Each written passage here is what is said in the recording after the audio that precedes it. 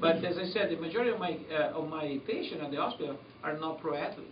So I start to look, and now a big area that I look into, because I think, you know, we don't have that, be nice to have it. I'm working on this project with my friend Eric Hayden, now is my partner for 13 years. We work at the same hospital before, UC Davis, California, now in Passoni. And we want to start a foundation for Master Athlete Institute. Because I'm tired, I mean, I have all these people, my age, I'm 55, younger, some of them, some older, and they want the best information. I say, Max, you know, I want to be treated like a pro. I want to treat you as a pro. The only problem, I don't have all the information I would like to know, because I know what works for the pro, because I have data from the pros. But there is no many data in the people above age 40. You know, above 50, when I study and still look at the physiology book, they tell you VO2 max goes down 10% every 10 years after age 30. I tested Jonathan Boyer last year. Jonathan now is in Rwanda, running a program called Project Rwanda. So he came with some of the athletes, and he stopped and we did some tests, and he wanted to be tested too. He's still a fit guy. He won race across America when he was 52, he won when he was 30, and actually he did the average speed that was higher when he was 51.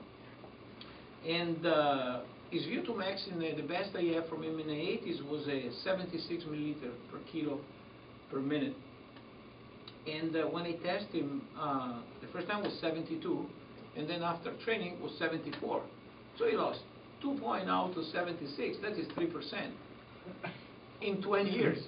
So we don't know what happened in trained people above age 40, because my that generation, they were not training the tires the 50-year-old do now. So, and I think that intensity is the key. For sure, when you're older, you need to train, you need to get more recovery. So recovery is an area that is different when you're 20 than when you're 50 or 60.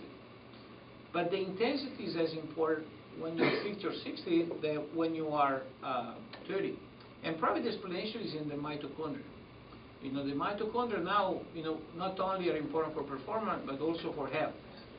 A lot of diseases now are being associated to a kind of a lack of efficiency of the mitochondria. So they start to produce less energy for the calorie you eat, for example. And we know that in some kind of cancer, we know in type 2 diabetes, we do in cardiovascular, we know for cardiovascular disease. So there are studies out there that correlate this condition have depressed mitochondrial function. Some of them, we don't know what is the cause and what is the effect. But matter of fact, the mitochondria are not working properly. We don't have a medication to make the mitochondria better. The only medication we have now is exercise, apparently aerobic exercise. I think cycling is the best because of the nature of the movement. The muscle contract while it's shortening, so it's mild on the muscle fibers. Running, muscle is contracting while getting stretched. So you can tolerate less work on the run. That's why you do the Tour de France, but there is no race where you do a marathon every day or you run 5 hours every day for 20 days.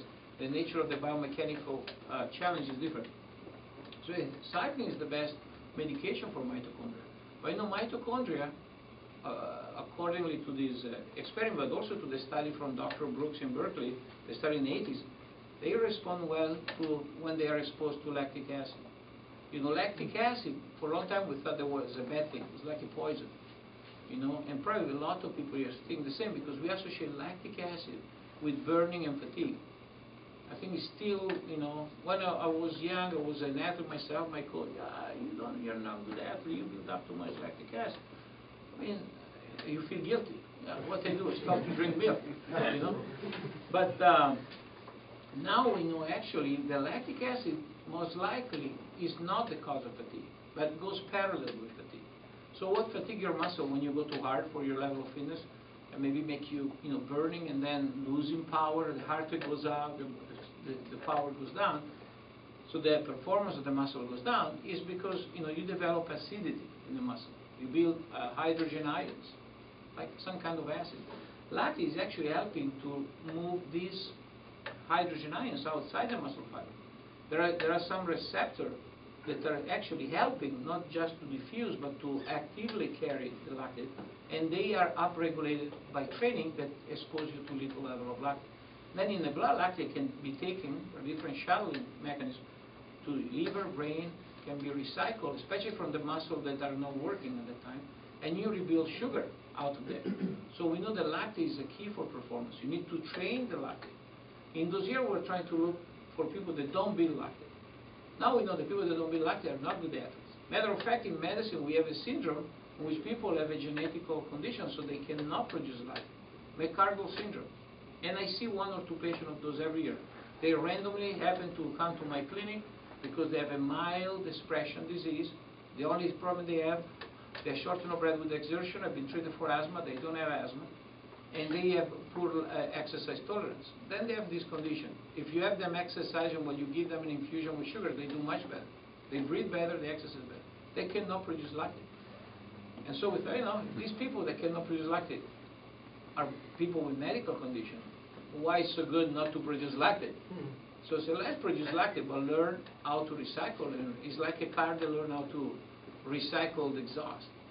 You carry your own energy. You reuse your energy more than once. In fact, they calculate that to run a marathon without lactate, you should carry 75 kilos, that is 150 pounds, of ATP. ATP is the compound in your muscle that produces energy.